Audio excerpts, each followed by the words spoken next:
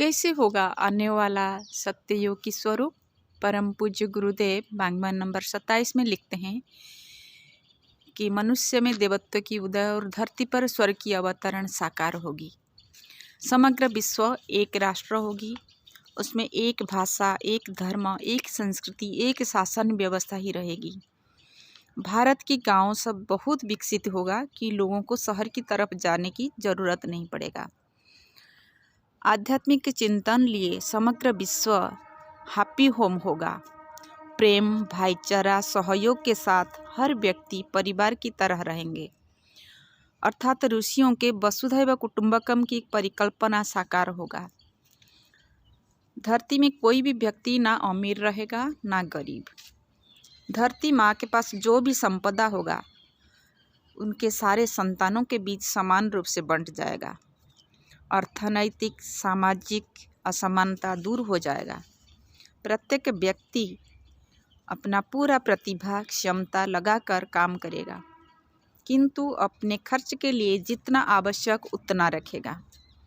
प्रत्येक व्यक्ति न्याय मार्ग में स्व अर्जित धन के ऊपर निर्भर रहकर स्वाभिमान के साथ जिएगा। विश्व सरकार के पास एक शांति रक्षा वाहिनी होगा। समस्याओं की समाधान पंचायत में ही हो जाएगा। अनैतिकता, कुप्रथा, अंधविश्वास, मूढ़ मान्यता अतीत की कहानी बनकर रहेंगी। महिलाओं को अधिक सम्मान मिलेगी। विश्व जनसंख्या को स्थिर रखने के लिए परिवार नियंत्रण योजना बाध्यतामूलक लागू होगी। विश्व स्वास्थ्य शिक्षा की जिम्मेदारी राज्य का ही होगा। सादा जीवन उच्च विचार के हर व्यक्ति खुशी से स्वीकार करेगा।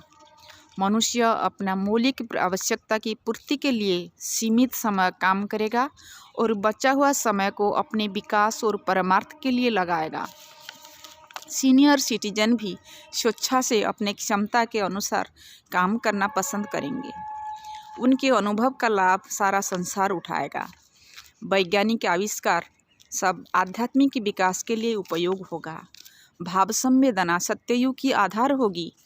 भौतिक विज्ञान को निम्न स्थान मिलेगी। यह